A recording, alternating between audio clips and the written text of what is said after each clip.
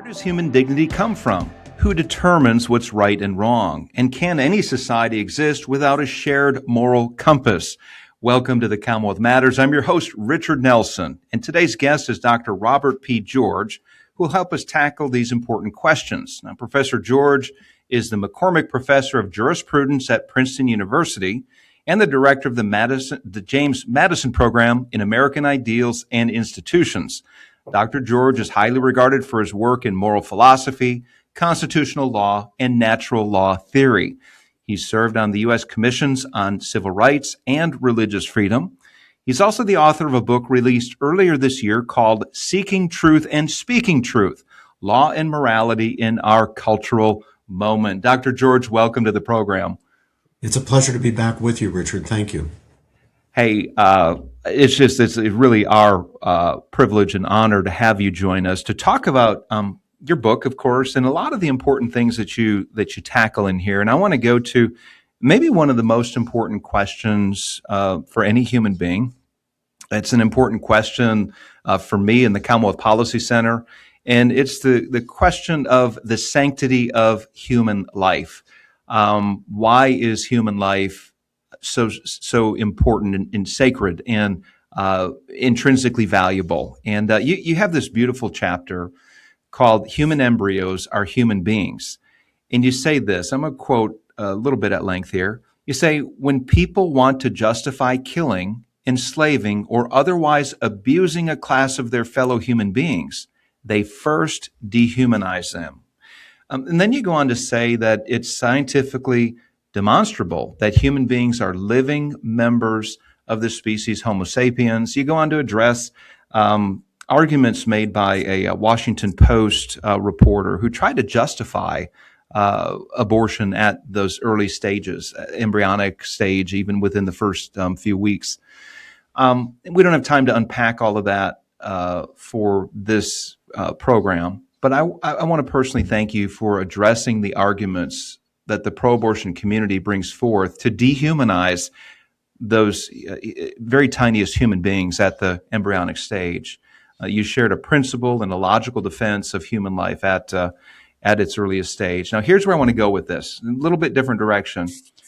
One of the big debates in the public arena is over IVF, or in vitro fertilization.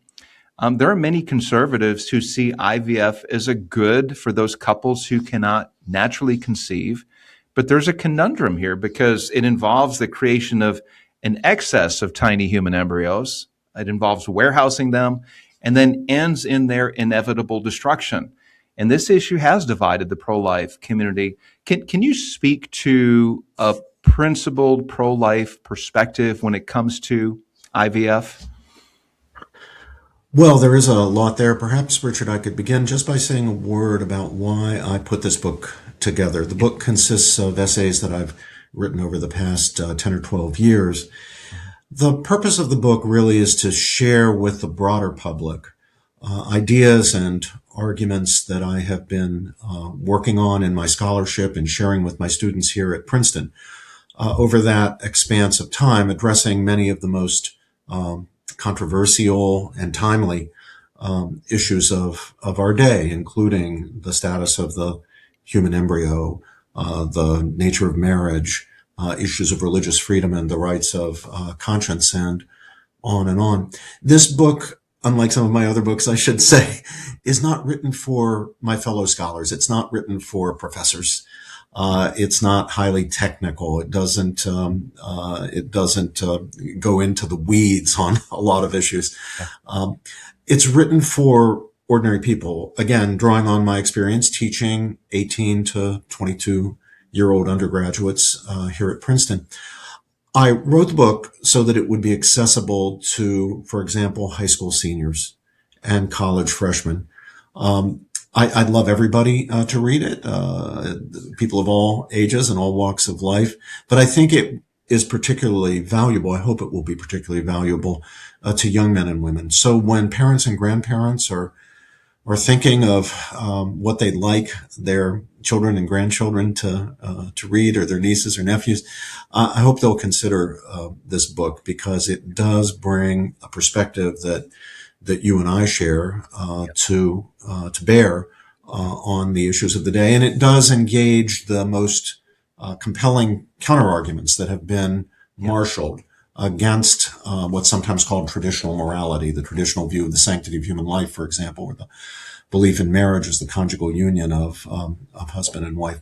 Yeah. So that's the purpose of the book. It is meant to be readable, and I would love young people to get it into their hands. It's available through all the online booksellers. If you want to give it as a Christmas gift or something like that, I think it would be very appropriate. I really want to bring this message to our young people, and it's a road tested message. I've tested it on my students over the past, as I say, a decade or so, and worked things out using them as my guinea pigs.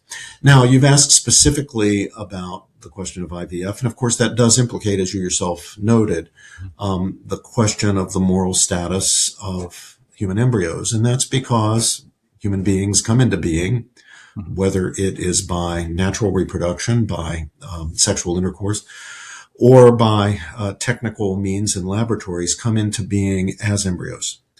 There's a moment before, there's a time before we exist, and there's a time that we come into existence.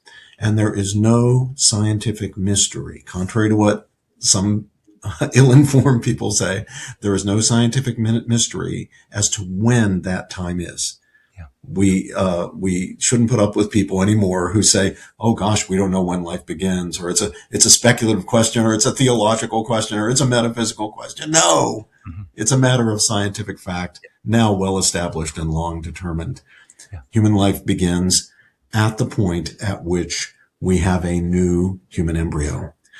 In ordinary sexual intercourse, that occurs with the fertilization of the female gamete, the ovum, by the male gamete, the sperm. When other means are used, it's when the embryo is formed by that means. Now, you're absolutely right, of course, that many couples, many good people suffer from infertility, and it's genuine suffering. People who long to have children, it's very natural and very human and very good to long to have children. Many people who long to have children can't, by ordinary marital intercourse, have children. So the question is, what are we going to do for them? Now, of course, historically, we had adoption. And of course, that is still a wonderful alternative. There are children who need a mom and a dad, including very young children, who would be blessed to have as their parents the kinds of good people who are, in so many cases, suffering from infertility.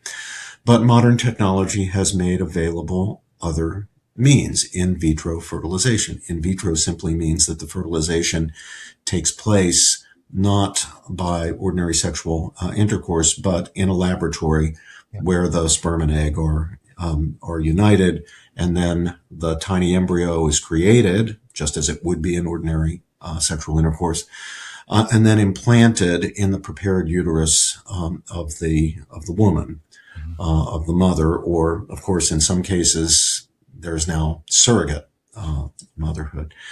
Now, I have a basic problem with the whole procedure because of the way in which it tends to objectify the new human being, the developing child, turn that child into a product of manufacture rather than as a gift that supervenes on the marital love as expressed in sexual intercourse of husband and wife. And I worry about the way our attitudes are shaped when we turn procreation into a species of manufacture very quickly. And we have seen this wherever in vitro fertilization has been introduced.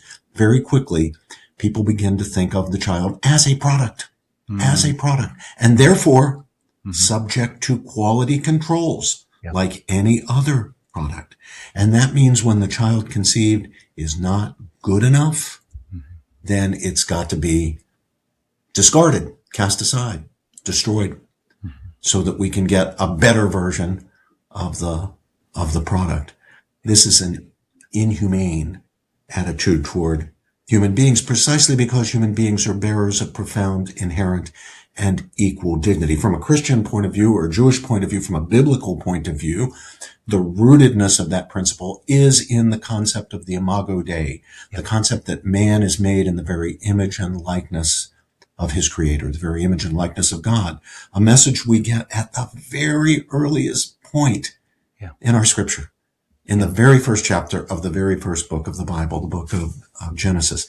But Richard, even if we were to lay aside that fundamental moral concern I have about transforming procreation into a species of manufacture and adopting this attitude toward the child in his very coming to be as a product, we still have a profound moral problem with in vitro fertilization, at least as it's practiced here in the United States. It's practiced a little differently in some of the European nations, and we can get into that. But as it's practiced here in the United States, we produce many, many, many more embryos than can be or will need to be implanted in those in women who are seeking the cure, the overcoming of their infertility problem. Those embryos then are either discarded, destroyed, or they're put in permanent freezing, what's called cryopreservation. Now, they may later be implanted, but not necessarily, and most actually won't. They may be rescued. There may be a couple who know about embryos that are in cryopreservation that will not be implanted. They themselves would like to rescue the embryo, and so the woman, the wife, would agree to have the embryo implanted in her prepared uterus, and then the child would be born to her, although genetically, of course, not related to her, not her child in the genetic sense. This means the destruction, functionally, means the destruction of many, many human lives. And that's exactly what they are. Because an embryo is not something, Richard, different from a human being. It's not something that will later become a human being. An embryo is a human being at a certain very early developmental stage. You and I began as embryos. We developed from the embryonic into the fetal, and then infant, and then child, and then adolescent stages, and ultimately into adulthood with our determinateness, our identity fully intact. The you, Richard, I don't know how old you are. Let me just guess, maybe 39-year-old Richard. A little bit older, but that's okay. I appreciate that. I'm using that old Jack Benny line, of course. But you're the very same human being, the very same person, the very same whole living member of the species Homo sapiens, who some years ago was a 21-year-old college student, and a few years before that was a middle schooler, and a few years before that was a toddler, and a couple of years before that was a newborn infant, and a few months before that was a 7-month fetus, and before that was a 5-day-old blastocyst, and then 5 days earlier was a newly conceived human embryo. You develop by an internally directed process from the embryonic stage ultimately into adulthood. So embryos, fetuses, infants, children, adolescents aren't different kinds of things. They're the same thing, namely a human being, a living member of the species Homo sapiens, at different developmental stages. So when they discard or cryopreserve this huge number of embryos in vitro fertilization, those are human beings whose lives are being treated in that way as, for example, disposable material or frozen away with no prospect of actually developing. So these are the issues that should give us profound moral reservations about going forward this way. The way we should be treating infertility is by treating the underlying causes of fertility. Funding that is going heavily into in vitro research today should be going into research that will enable couples to have children by natural means. The way you direct money, and so I learned this when I was serving on the President's Council on Bioethics, the way you direct money in science will depend on moral decisions that you make. If you make one moral decision, the money's going to go down one path. If you make another one, it's going to go down another path.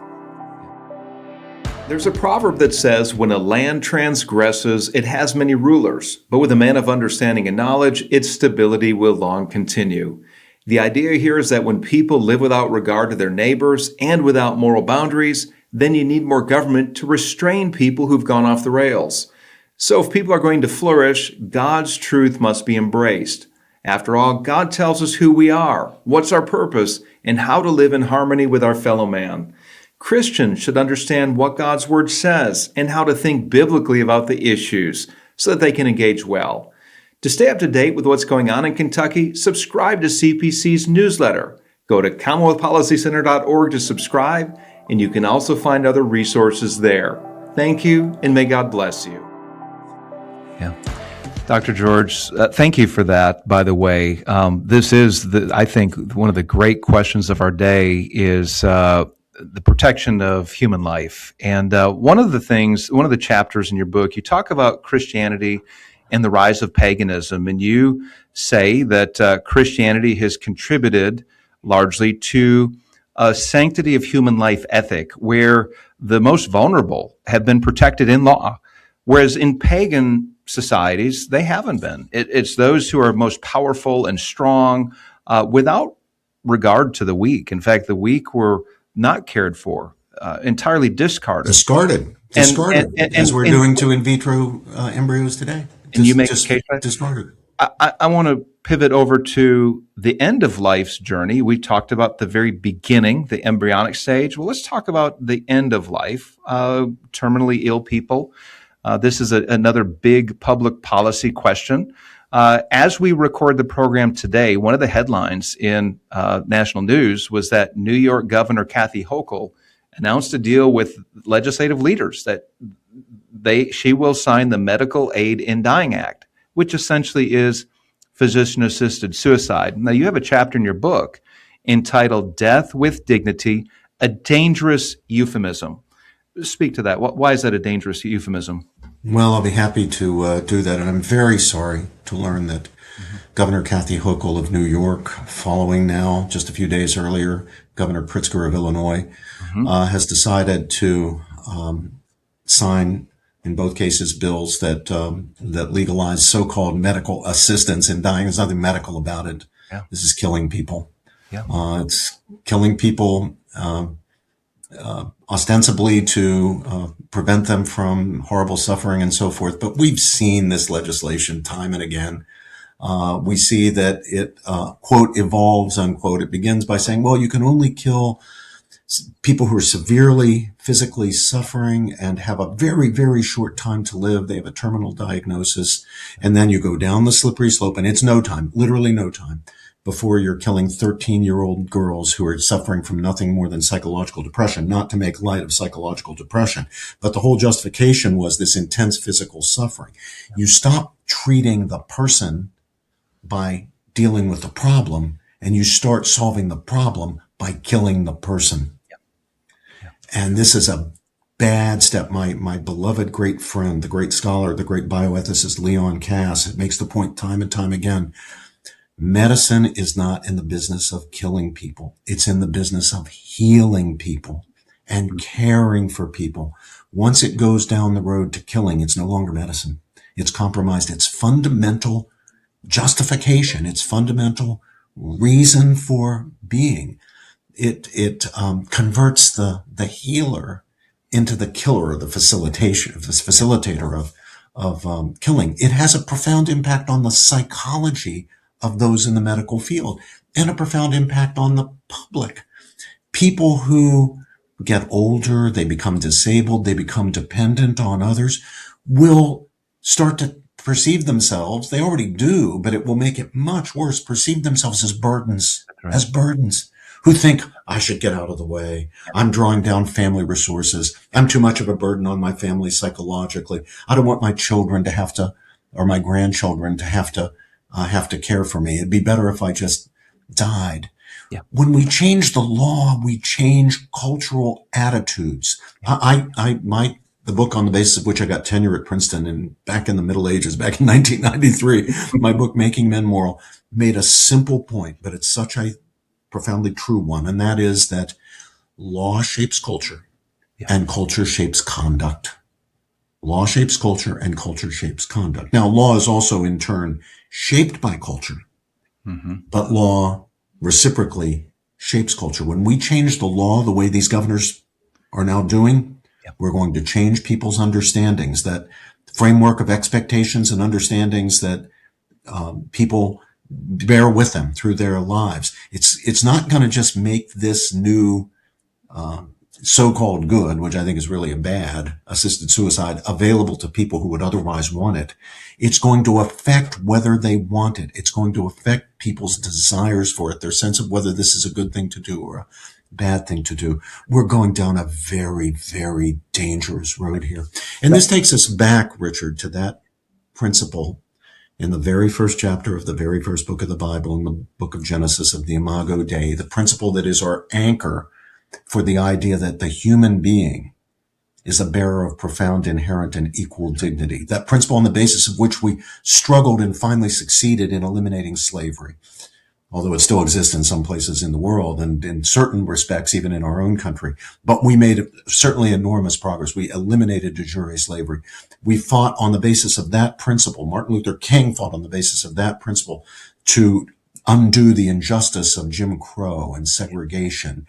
So much good has been done in the name of that principle. I hate to now see it abandoned. But you made a point a moment ago that I want to emphasize. You know, for the ancient world, for the pagan world, that Jewish idea, that Jewish insight, that Jewish revelation that man is made in the image and likeness of God was a profound outlier. Mm-hmm. For most of humanity, if a person became a burden, kill him. Or help him to kill himself, encourage him to kill himself, get rid of him because they're a burden. They lack the very idea of intrinsic and equal human dignity that was given to us by that great biblical insight in the Hebrew Bible at the very beginning. We mustn't throw it away, Richard. Yeah. That is going back to a place that will be a very dark and inhuman place for human beings to live. So I think we have to push back. We can't, the Democratic Party now seems to have been lost on this issue, embracing abortion through the entire 9 months of pregnancy. Now, physician-assisted suicide and euthanasia. I'd love to win the Democratic Party back. When I was a boy, my family were Democrats. I was a Democrat. I had to leave that behind precisely because the party betrayed its fundamental moral convictions. But if the Democrats are going to go down this road, we have to at least keep the old faith alive, the old moral commitment alive in the Republican Party. And I worry about it eroding there. We cannot take this lying down. We cannot take it as a given that we're now going to have assisted suicide across the United States. There's too much at stake. Human life is too precious. That principle of inherent and equal human dignity has to be held to and defended. I couldn't agree with you more. That is well said. I want to pivot from that topic of the book chapter on the euphemism of that's there with assisted suicide. One of the euphemism related to that is death with dignity or compassion in dying. And I'm going to speak in a larger context of the political left using moral terminology to advance their issues. I'm going to give a few other examples. Marriage equality, fairness, reproductive rights, the dignity of LGBTQ people. And the reason I want to press into this is because it's been said that he who defines the terms wins the debate. Now, I find it fascinating, Dr. George, that the political left generally appeals to some kind of a higher standard or reaching for moral high ground, while at the same time generally rejecting the idea of a creator who has instituted a higher standard. And here's my question. What would you recommend to conservative Christians who are engaging these issues in the public arena, specifically when they hear terminology of death with dignity, of compassion in dying, marriage equality? What would you recommend to them? And I'll go to debates that you've had with Cornel West. He's one of your colleagues. He's the polar opposite on many of these moral and social issues. But the reason I bring him into the discussion is because I think you have done a very fine job of engaging the opposition with intellectual rigor and with grace and with care, truly trying to understand what are they promoting and what are they saying? And that's been a benefit to everybody who listens to these debates. What could we take away, just the average person who's not going to be debating another academic, but how does the average person around the water cooler at their workplace or maybe in their neighborhood talking to neighbors about these issues, how do they begin to maybe address some of these, the terms that the left has co-opted to use to further their political agenda? It's very interesting. In the early days of social liberalism, at the beginning, for example, of the sexual revolution in the 1940s and 50s, the modern sexual revolution. Of course, once you start tracing these things back, you can quickly end up in the Garden of Eden. But we know that there was some decisive movement forward for the sexual revolution in the 1940s with Alfred Kinsey's, turns out to be entirely phony, so-called scientific studies of human sexuality, with the mainstreaming of pornography by Hugh Hefner with his Playboy magazine, and then the rise of the counterculture in the 1960s and the free love movement and so forth. In those days, defenders of social liberalism would appeal to moral relativism or subjectivism, the idea that there is no such thing as moral truth. And then they fallaciously drew from that false premise the inference that people should therefore be able to do whatever they want, so long as they don't harm others or violate the rights of others. But the left quickly learned that that was not a product that the American public was eager to buy, moral relativism. Public was smarter than that, and they would realize that if there's no such thing as moral truth, then there's no reason to think that people should be allowed to do anything they want. Mm-hmm. That meant that there was no good reason for stopping the powerful from preying on the vulnerable. Mm-hmm. So, the moral relativism that I can remember from my boyhood in the late 50s and early 60s has been largely abandoned by the left in favor of the adoption of highly moralistic language, and that's what you're pointing to here: death with dignity, compassion in dying, marriage equality, and so forth. Now, that was a smart move by the left because they're appealing now to the moral sentiments of the American people, but in a way that is manipulative, that is meant to deflect them away from the historic moral understanding of what dignity consisted in, what equality meant, what true liberty as opposed to license is, what it means to be compassionate, and so forth. Now, Richard, it's very important, especially for our fellow believers, to understand this. We have to fight back, and we have to fight back with arguments, not with violence, not with hatred, certainly, but in a Christian way, a biblical way, with love. But that means learning to make the arguments, learning to make the scientific arguments, learning to make the moral and philosophical arguments. We can't simply quote Scripture to people who themselves do not treat Scripture as authoritative. And of course, we're now entering into a domain of technology, new technologies, where we do not have explicit biblical teaching. We don't have an explicit biblical teaching on, for example, human cloning, somatic cell nuclear transfer, and these kinds of things. There are some biblical principles that can be applied, but that takes logical reasoning to apply those basic principles to technologies that were unknown, of course, in the period in which the Bible was written and compiled. So we need to do the work of learning to make the arguments. And that's why I've written the book, to help to arm people with the scientific information, with the philosophical arguments, with the logical arguments that will enable them to expose the fallacies that are at the heart of the case being made in favor of abortion through the whole 9 months of pregnancy, redefining marriage, transgender ideology, and all of these other things. And I hope that if people read the book, they will themselves feel much more confident at the water fountain or water cooler or with their friends or with people at church or wherever they are. They'll be a lot more confident that they know what they're talking about here. Now, we have, by the way, we have nothing to fear from rational argument. That's why I want rational argument. Yeah. I'm not going to beat people over the head with the Bible if they don't believe in the authority of the Bible. What they do purport to believe is in the authority of reason, Yep. right? That's why they say we're going to make arguments, right? Yep. They purport to believe in the authority of reason. Fine. That's all I need. Let's go on the basis of who has the very best rational argument on the competing sides of any of these questions. I'm good with that. Let's do it. Let's do it. So here's a good segue to my next question. Now, the place where we debate and pursue truth and use our minds to dialogue has been the university campus. However, one of your chapters entitled "Is There a Cure for Campus Illiberalism?" underlines the reality that in most of academia today in the United States, it is far left leaning. And you go on to say this, that it's the politicization of academia that's a grave threat to the pursuit, preservation, and transmission of knowledge. And that's the purpose of liberal education, is transmitting knowledge. And you say that there's an unwillingness of so many members of the university community to even listen to arguments that challenge the prevailing opinions.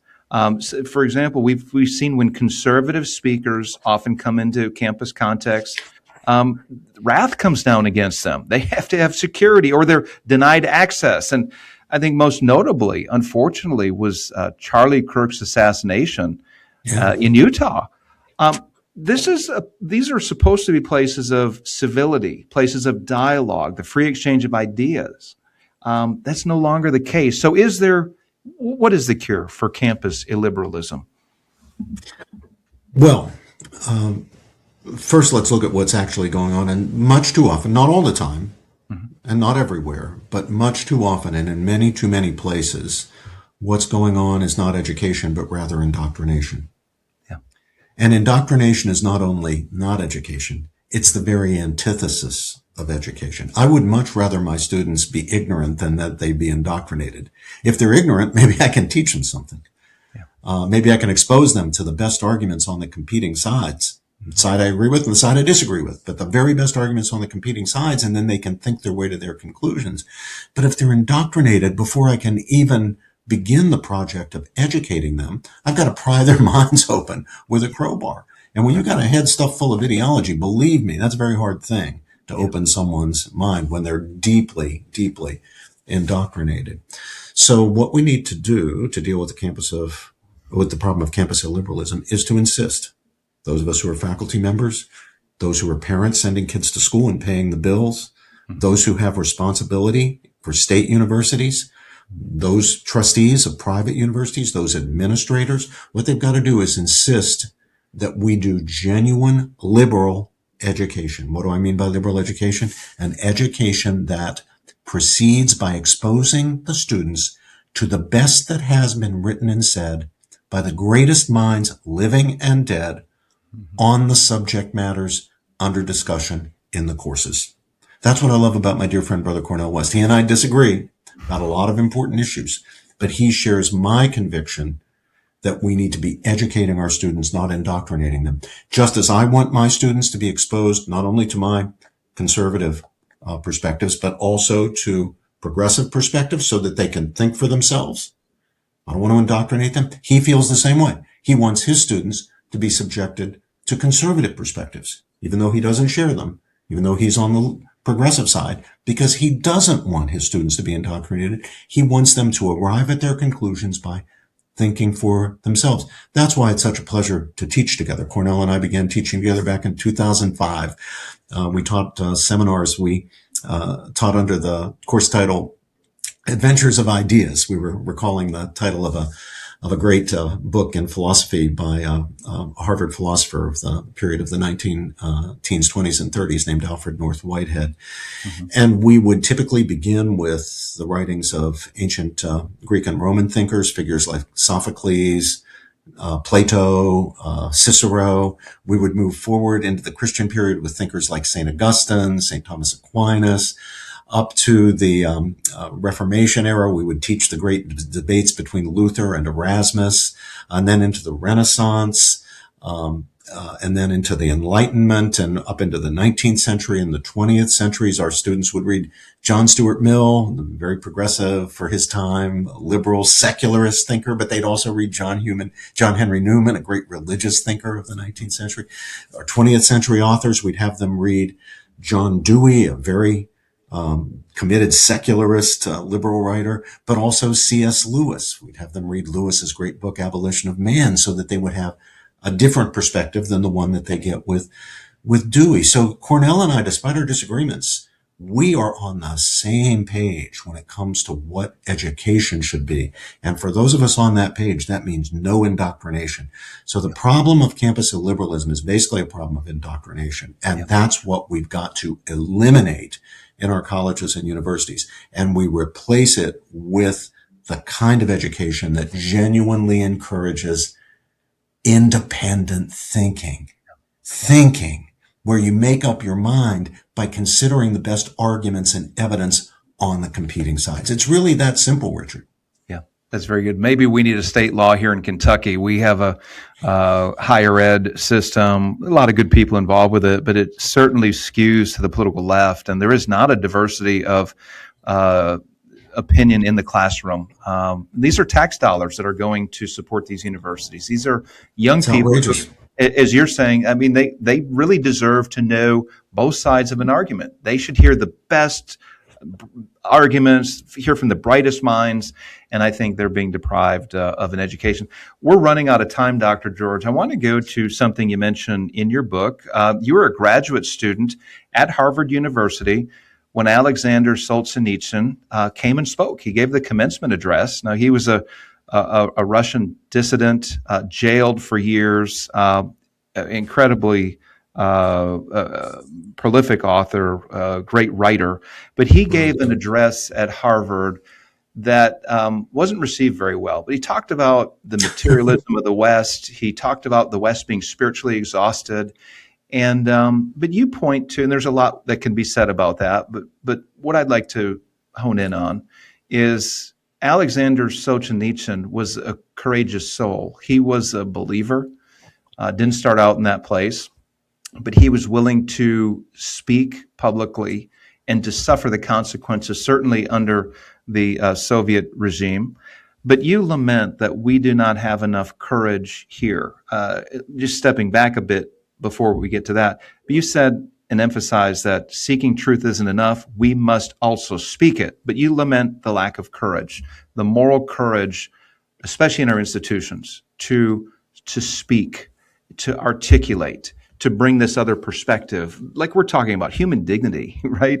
The intrinsic value of every human life, the definition of marriage, which you do spend time. You have an alternative to the Obergefell decision, if you were going to write it in here, which is great. But how do we find that courage? It's daunting, Dr. George. It is daunting, and we're pushing against a cultural tide that is very forceful. And where do we begin? Well, let's close the last few minutes talking about how do we find the courage to not just seek the truth, but how do we speak the truth in the public arena as Christians? Well, as Christians, of course, the first thing that we are going to do is pray for it. We need God's grace. We recognize that's one of the great things about Christianity. We recognize that we cannot do these things just on our own. We need grace, and we know because the gospel teaches us that nothing is impossible with God. And what father whose son asks for a fish will give him a serpent. And of course, God is the greatest of fathers. So if we ask for a good thing, we're going to get that good thing. We have to ask for courage. We also need role models, Richard. We need people modeling courage. This is what I love about Solzhenitsyn. He was one of my roles. That's why he's in my book. That's why I wrote about him in the book, in Seeking Truth and Speaking Truth, because he is such a model for all of us. His courage in the face of Soviet evil, the evil of the Soviet regime, which put him in the gulag, in the horrible jails in the Soviet Union. But he did it because he had the courage to speak the truth when speaking the truth was dangerous. It was dangerous, but he did it anyway. So we need role models. Now, if people are to courageously speak the truth, then they're going to have the confidence to do it. And that requires the work of educating yourself. That's why I urge people to read, arm themselves, learn what the arguments are. So you're not just saying, well, I feel. Well, nobody cares about how you feel. What are your reasons? What's the arguments? What is the evidence point. You will be so much more confident in speaking. I can say this to everybody. You will be so much more confident in speaking if you know what you're talking about. Now, if you don't know what you're talking about, that's on you, because it's possible for anybody, ordinary people. It's not fancy. It's not just for scholars or religious leaders or people like that. Anybody can learn to make the basic arguments for the good things, for the moral principles that you and I have devoted our lives to standing up for. Anybody can learn how to do that. But you do have to put a little bit of effort in. There are sources and resources that are out there for all of us. And I think we have a duty to equip ourselves to make those arguments, because that's the only way we can be witnesses who will stand up for the vulnerable, such as the unborn child, or for the institutions that are so crucial, which are now themselves vulnerable, like the institution of marriage. It's the only way we can be effective in standing up for the vulnerable people and for the institutions that need so desperately our defense. So let's do it. Pray, look for role models, become a role model for your children and for people in your community, equip yourself, read, learn to make the case, and then just confidently step out there in a spirit of love, never in a spirit of anger, never in a spirit of hatred, in a spirit of love, and speak the truth as God gives you to see the truth. Yeah. Dr. George, I want to thank you for being that role model, for exemplifying Christian grace, excellence in thought, a principled biblical worldview when it comes to engaging the culture, but also thinking biblically when it comes to these issues of human dignity, marriage, religious freedom, and conscience rights. You have been a great role model. Thank you for your leadership and the example you've set for many of us. The book is called Seeking Truth and Speaking Truth, Law and Morality in Our Cultural Moment. You can find it at any of your favorite bookstores. Of course, it is on Amazon as well. Dr. George, thank you once again for joining the Talmud Matters. May God bless you and keep up the good work. Thank you, Richard. Thank you again.